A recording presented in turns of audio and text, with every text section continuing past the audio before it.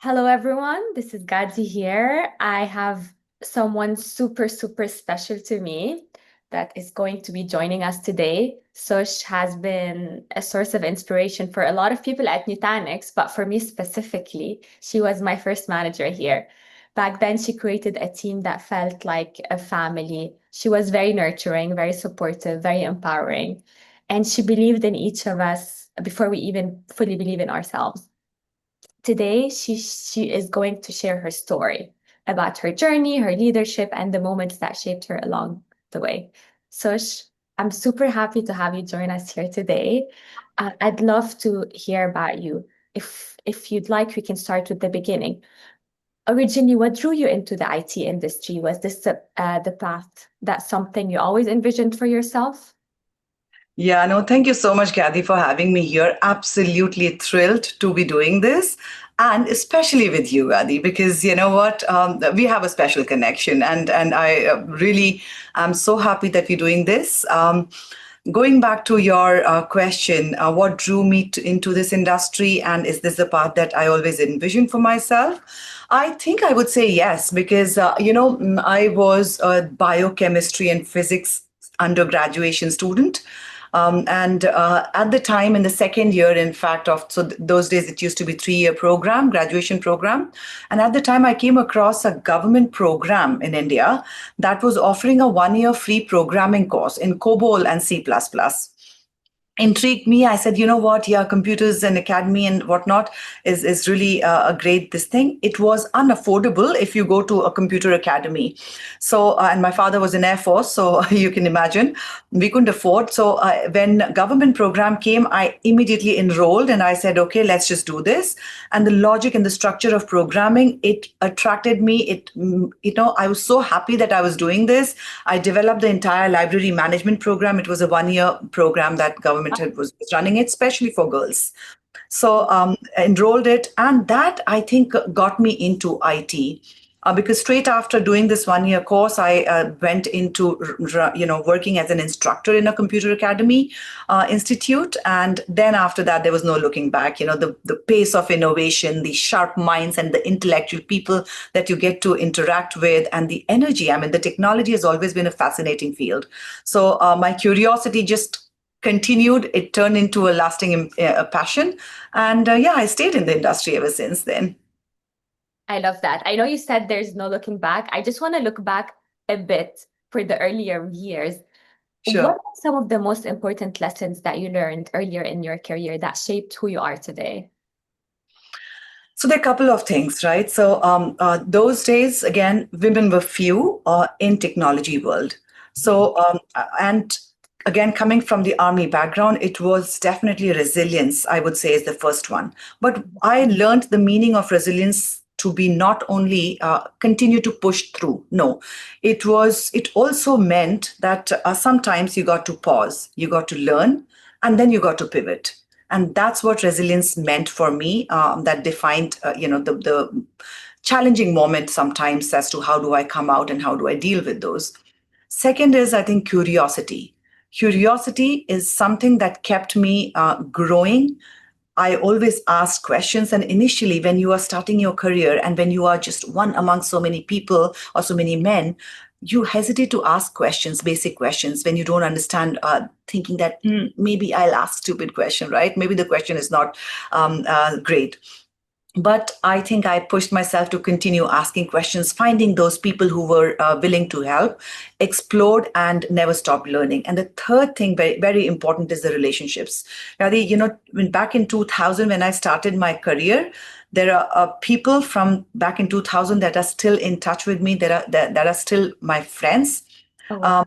and as much as, and this is my,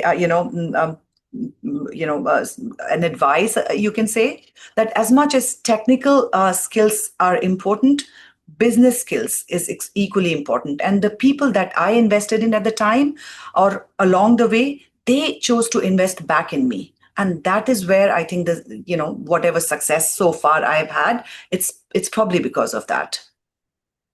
So I was going to ask you a question. I think you sort of answered it. So these when I was on your team, you sort of taught me a lot of these things, and I still remember them. I remember you telling me that, like, be curious, ask all the questions you want, always raise your hands, like, build relationships with these people. Everyone knows everyone in this industry. Be careful, don't make Burn it. the bridges. Yeah, I remember Yeah. that. So, and did anyone teach you any of these things? Because like when you were teaching us all of these things that you've learned, have you learned them by yourself, or was there anyone that was teaching you any of these things while you were growing up? I think again this comes from a lot of experience, right? You make mistakes, you learn from it, you move forward, right? And I remember maybe I'll share this story with you. When I was successful in doing whatever role that I had back in the days in Ingram Micro in Delhi. There was a certain way of being in the place like New Delhi and in India. I came here to Dubai, and I was myself, right? Whatever I had learned, I was just doing those things because that was getting me where I needed to get, right? Didn't work here. And I had to very quickly learn that no, the way you talk to people, the way I was given a feedback, and the power of feedback is such that and be it critical, and if it is given in the right way. I was given a feedback, Sush, you're coming across as a little bit too assertive, no, aggressive, change it to assertive. And I quickly picked it up. I was like, okay, where do I adjust myself, and adjusted there according to the culture here. And that was a big learning for me, that every place has its own way of working with people. So I think it's learning along the way, Gadi, to answer your question. I love that. And I agree. When I was in Dubai, the culture was totally different than when I moved here to the United States. And people are different, they come from different backgrounds, and you have to learn to adapt with them. And this is where also being resilient really helps, like to Yeah. what to do and in which situation, and when you take a step back and continue. Um, I'd love to know about your current role. I am seeing a lot of activities that you are doing, a lot of things that you're posting on LinkedIn. Can you tell me a bit more about your current role? What are some of the things that you're working on, and what are some of the things that you're excited about right now? Amazing. So I'm currently, leading ISV and ISV alliances across EMEA theater, and I'm also looking after OEM partnerships in emerging market, which is Middle East, Turkey, Africa. And the part that excites me most is, I think, the challenge of unlocking the business potential that is out there with those partnerships. Right. So, especially right now, if you ask me what's exciting me the most is AI. I have, segregated or segmented it in the pillars. So, data protection, EUC, the partners within EUC space, the partners within AI space, and the partners within cloud native space. But I think the most exciting bit is AI.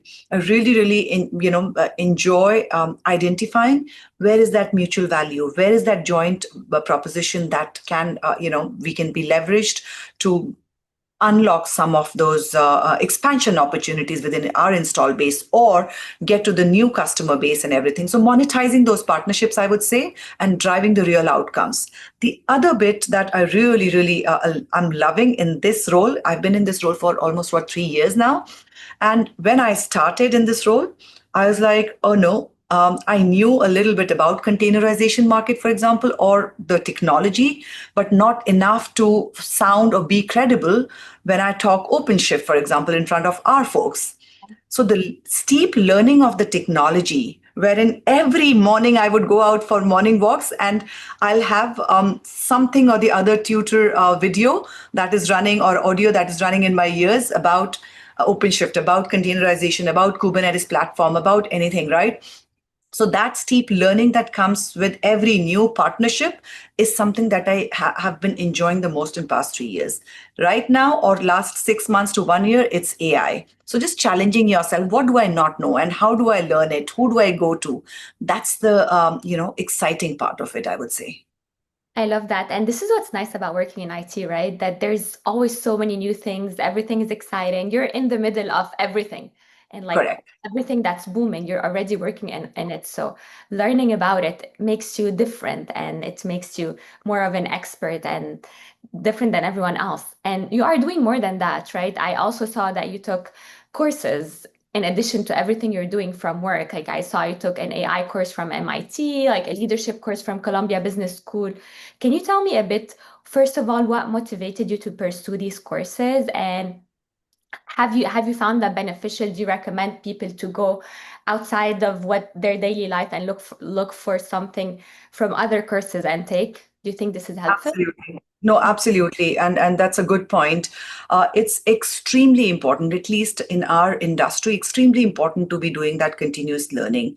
And the course that I did from MIT was for not only MIT. In fact, I published it on the LinkedIn, and I'll tell you how it has impacted other people as well. Before going to MIT, I prepared myself with a lot of, again, videos and whatnot. And from the previous organization, I had done the big data analysis course from that kind of focused on Python programming. So Python as a language. It took me back into my C++ plus and COBOL languaging days, but programming days. But then, I did that. I prepared myself before I enrolled into MIT AI course. 100% not only to build credibility but to have a credible conversation with customers, partners, and internal external folks, right, with the partners also. So it has definitely helped me, and I would say that I would continue to do those courses for sure. I was inspired by actually Jason Lingoni because Okay. we were heading to Barcelona for our .next, and Jason posted this on LinkedIn, and I'm like, yes, this is exactly what I was looking for. Spoke to Jason, he's like, yeah, highly recommend it. I completed the course. I posted on my LinkedIn, and I had at least 5 to 6 Nutanix people and another 5 to 6 external people reaching out. How did you find the course? And they went ahead and enrolled and they completed the course and they came back saying that, yes, this was a wonderful course. So that's how, it's like human chain, right? You do something good and then you hold hands for someone else to do the same thing. So 100% it has helped. The Columbia leadership course, again, that was Nutanix helped me get to that course, and again, in the role that I have been, it's been super super helpful, and to drive the networking also. The like-minded people from the industry came together. There were some senior level people from the industry here that I got to connect with, form friendship. We are doing the submissions together and whatnot. So yeah, absolutely helpful. Oh, that's great. And I've been looking for an AI course for a while since everyone started talking about AI. So I actually got a course from MIT that I registered. And Amazing. seeing that on your LinkedIn when I was going through it really encouraged me to do that. So again, you did motivate me to do something good, Perfect. I'm so glad. as usual. Um, we talked a lot about like how you're excited about AI. You took a course. I really want to see because everyone's scared of, not everyone, I would say a lot of people are scared of AI, the future of AI, how it's going to impact us, the working force. So I want to see from your point of view, how do you see AI shaping our work and our lives in the future? What excites you and what concerns you about it? Yeah, that's a great question, Gadi. So I would say AI is now very deeply embedded in our day-to-day work, right? It's I don't think we should treat it just as a tool, but it's more like a thinking partner, an assistant who's always there with us, right? In decision making, execution of those decisions, and even creativity for that matter. So what excites me the most, I would say, is AI is now democratizing the knowledge and experience, and how the velocity that it has brought to the innovation is amazing to see. We keep reading those articles wherein the companies are with the chatbot, they have accelerated their innovation capabilities, right? So opening up those possibilities that were a little bit unimaginable just a few years ago, it's there now. And what we are also seeing is with AI agents and multi-agent systems, that it's not just automation, which is what it was limited to a couple of years ago, right? It's the orchestration of intelligence that is reshaping the entire industries. I think that part is super exciting to watch as to how this is going to all of this is going to go. And being in the Middle East, I think Middle East is moving at a very fast pace with government mandated support or government mandated budgets. That it's exciting to see how things are progressing in this part of the world. And of course, there are other regions within EMEA that I get to witness as well, the projects, the kind of projects that are taking place. Some concerns. I, in fact, read an article on women empowerment and how AI-driven decisions are going to impact those biases, right? So I'll talk more about it in a while. But the biases in data is something that I'm concerned about, right? Whatever the data is, the decision making is going to tilt in that decision, right? It's Yeah. like there's a term to this the unconscious bias, right? In Yeah. this thing, it's the same that you put it in AI space. Unconscious bias based on the data input. That's what is concerning. So that's something that we need to be aware of. Ethical risks, privacy, is a big risk, and this there's something that I spoke to one of the partners during NVIDIA GTC, and he kind of agreed with my thought process, and it's purely my thought process. I'm still going to say it because I have kids who are now going to go into workforce, and then their kids and the next generation. One of my deeper concern is for that generation that is we are transitional generation, right? We have seen the world before. Generative AI, predictive AI was there always. Generative and agentic AI, we have seen that world. We have transitioned alongside. Now, and that's why what we have is the comparison point. It helps us understand that, okay, how much AI is taking over my life and is replacing the original thought. The generation that is going to be born into AI native world may grow up relying on AI before they get the opportunity to develop their neural pathways of critical thinking, of logic thinking, and whatnot. So I think that's something I keep thinking about. It keeps coming into my mind that are we going to risk creating a generation that's highly efficient, but with the tools and disconnected from those deep thought, deep imagination, ability to solve something promptly or without relying on AI. It's a little bit different, but then yeah, that's what I keep thinking. That's my concern. I think if you really look at it. I mean, all of these concerns are very valid, to be honest. And yeah, if the future generation is gonna have the tool to make their life easier, not need to think and put a lot of effort into researching and do all of the things that we have to do them, and we had to do them before all of these advancements in the AI, of course they're not gonna put the effort into doing it. So yeah, it's gonna be a different word for It will the be a different world, and it'll be an interesting one for us to see as to where and how that changes the next generation. we're hoping that it's gonna change it towards the better. I mean, 100%. we're That's what getting I'm. there. Yeah, so we're getting there either way. So Yeah, hopefully we're gonna find a way to make it something positive. Um, absolutely. you talked a bit about, I know you care a lot about women empowerment. I know that was the first concern that you just talked about, because that's something that's always on the back of your mind. I want to move a bit away from AI and talk about one of the initiatives that you're co-leading, which is Women in Cloud in EMEA. I'd love to know a bit more about that, what this initiative is, and what inspired you to get involved in it.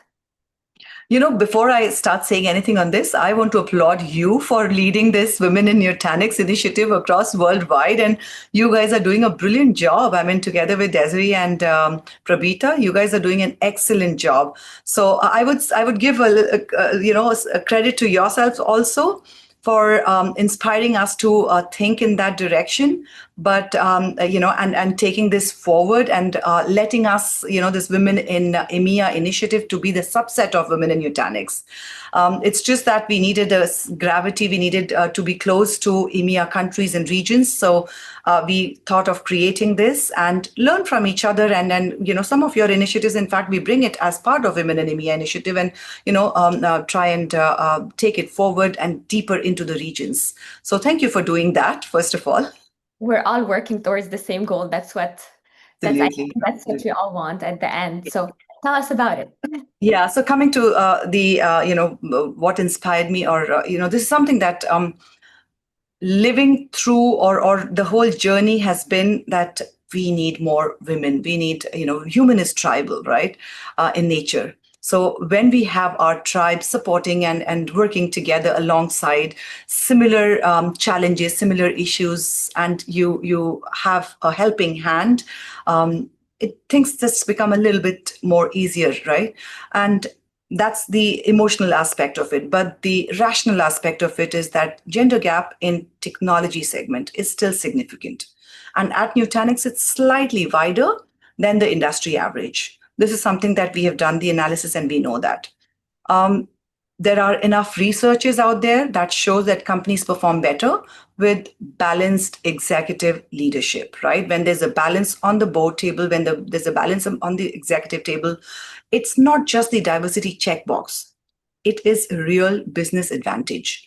In EMEA, there are countries that have government mandated policies to have a certain, gender diversity achievement, right? So it's supported by our executives here.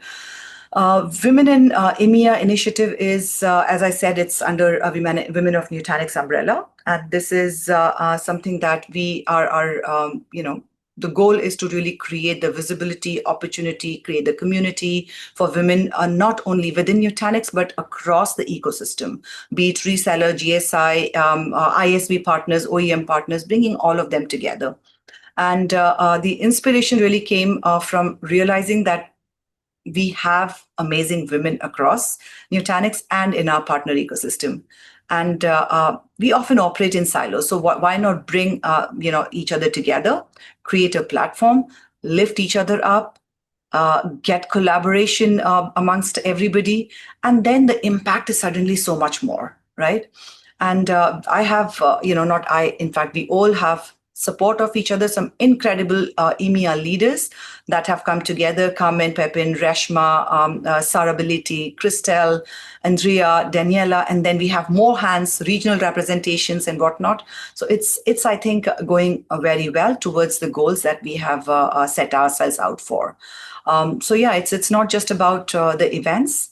It's about creating a culture where everybody feels that they belong, lead, shape the future of women in the cloud and AI together. I love that.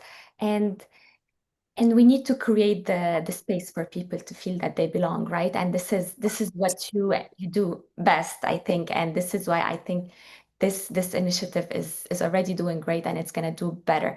I want to ask, the word belonging it means something different to someone else. I want to ask you, as such, on a personal level, what does belonging mean to you at work or outside of work? So, I'm Gadi, I don't know if you know already, but I think you do. I'm a bit of a spiritual person, so I'm going to take a bit of a spiritual route there. That for me, I think belonging is not just about external connections or validation or me trying to fit in or trying to validate myself from others' eyes. It's, I think, belonging is deeply internal. It's an internal experience. It's about how I feel within myself, whether I'm at work or in a room full of people or alone, right? It's about what my brain tells me. What, brain is constantly talking. What is my brain talking to me? Being aware of that, and in any environment, right? So pausing and checking in with my own feelings and emotions, that the feelings and emotions usually always tell you, right? What are you feeling? Do I feel safe? Do I feel seen? Do I feel grounded or not? And at work, for me, belonging would be like being trusted, heard, and contributing meaningfully. These three things, if I am able to see in the mirror and I say that, yes, I have achieved those three things, that's belonging for me. And outside work, I would say it's when my presence feels anchored is probably the right word. Like I feel like home is what would, I would define it as belonging. And yeah, I think it all comes down to, do I feel connected to myself? I love that. I love how you answered it. And I know that this is how you think. I just wanted to share it with everyone else. But I love This how, discussion, I think we've had this discussion, previously. So yes, and I you. asked it on purpose because usually we really, our feelings are so much connected with what everyone else thinks or feels, and the way you turned it around and made it feel about you as it should be. And this is how you can control, like how you react to everything. This is how you control your emotions, and this is how you make sure that you are in the right place at the right time. So I love that, and it shows a lot of, you said like you're so grounded, that it's amazing, honestly. I wish I can get to that point one day. There's one thing you are already there, Gadi. You're kind. So one thing that I keep saying and reminding myself in any situation: react versus respond. Reminding myself, am I reacting or am I responding? And there's a difference in that. I'll not go deeper than that, but those two words, if it sticks to whoever is listening to this conversation, and if they can reflect on it when they are in a certain situation, I think that is a good start. I love that. I think you're awesome. I just want to ask you a couple more questions before we wrap up. Sure. You like when someone listens to this conversation, they're gonna know how they're gonna feel your sense of confidence. You know exactly what you're talking about. However, have you ever felt that you doubted yourself, that um, you weren't sure that you are in the right place? And how did you get through this? Yeah, for sure, for sure. Even today, I have those doubts, and I talk to myself sometimes that, oh, could I have done this better? So, in 25 years of experience in IT, there have been many moments from, missing a promotion, let's say, or to a project or not, a deal that I have worked for, let's say, 3 months, and I ended up losing that deal, right? Or the doubt that whether what am I not doing? Am I going to get this close this deal or not? A project not landing as I've expected, or we've managed teams, people letting you down sometimes, right? So definitely there have been many moments of doubt. Now, how do you get through? How do you manage yourself in those moments? And those situations have at times hit hard, right? Yeah. Now, I think self awareness is everything. That is what I have learned, right? Taking a pause, checking in with your emotions, and then going back to, okay, how am I feeling? How do I get through these moments? But second thing that is extremely important. So once you're aware that how you're feeling, then second comes, how am I going to manage myself? So allow yourself the time to feel what you're feeling, and then probably move to the next step. And I have been very fortunate to have been surrounded by the people, personally and professionally, that were a really, really smart people, I would say, and people who really mattered. And I knew that they have my best interest in mind. Intellectually strong people, grounded colleagues. So surround yourself with that kind of network, with that kind of people, because they are the ones who are going to advise you honestly without sugarcoat. And that's, you may not like it, but that's what you need to hear without the sugarcoat. What's my next step? What am I going to do next? So these people have helped me see the perspective. If something has happened, why it has happened, and what do you need to do? Now, in some situations, I'll give you examples wherein I was advised that, okay, this has happened, fine. Next thing that you're going to do is stay close to the business, focus on what drives impact, keep building trusted relationships, stay close to these people. This is the next thing that may happen or may come up, right? So those are gold, when you are down, when you did not get what you were aiming for or working towards. Those people are gold, keep them close. And those advices are gold, keep them, follow them. And then, you'll be out of those situations. So yeah, I mean, that's how I've learned. The last important thing is the family. You know, for me, my family is the anchor, is the support system for me. So combination of all of this, whenever there's doubt, it helps you grow beyond a certain situation. I love that. And I know you have an amazing community where you are with everyone. I would say I was there. This Yeah. community is super supportive and really everyone wants the best interest of everyone. So I love that for you and you have an amazing family. So and you are awesome. So I love Thank you. all of that. Before we wrap up, I know you gave us a lot of advices. Is there any last advice that you'd like to give to everyone that's listening to us today? There's something that I wanted to share, and Andrew Grindit said this during Women in Luncheon last year at SKO, is a journey that I have had within Nutanix. I thought up until taking the inside sales leadership role for Meti, I thought, oh, I do channel and distribution the best. I've done this for all my life, and selling. So commercial and enterprise selling. Those are two things that I have done, and I should stick to it because if I want to continue growing in my career. Turns out that taking up inside sales leadership role was one of the best things. Look at yourself. You're the result of one of the hires, and I'm really really proud of your achievements, and some of the other colleagues of yours who were in that team at that time, and they're doing extremely well.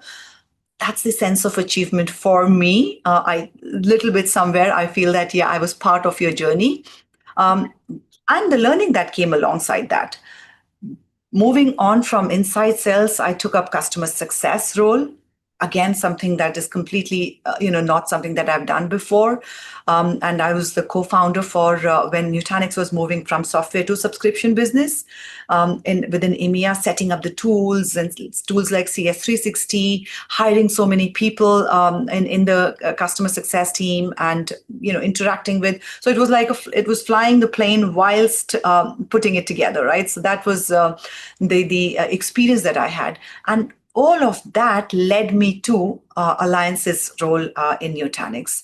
And I think it has been enriching experience. What I want to advise is look for those opportunities, expand your horizons, and do not limit yourself to one type of role or one type of this thing. So expanding your horizons gets you a lot more, I would say, not only experience but confidence and places that you can apply for and grow in your career. That's And it that's definitely one of the helps advices. to be more well-rounded and but it's hard to get out of your comfort zone and do things that you're not comfortable with, like being comfortable, being uncomfortable. It's hard, but Yeah. yeah, you are a true example of the result of it. So thank you for And sharing. and for women, I would also, I mean, well, for everybody, but specifically for women, look for those stretch assignments. Be there. Yeah, like what you're doing right now, Gadi, right? Things that you do not have to do, but you raise your hands and you do it. And I see that character within the women that I'm working with right now. And that is amazing to see that they want to create an impact, not only for the community, but for themselves as well. So you heard, you are seen, you're presenting in places. So look for those assignments and projects where you can make a difference. Yeah. Thank you so much, Sush. It's always a pleasure talking to you. This was honestly a very enjoyable conversation as usual and something that I've learned a lot from. I hope everyone that's listening to this enjoys it as much as I did, and I'm sure you will. Thank you. I Thank have thoroughly enjoyed our session, Gadi. Thank you very much for having me here. thank you.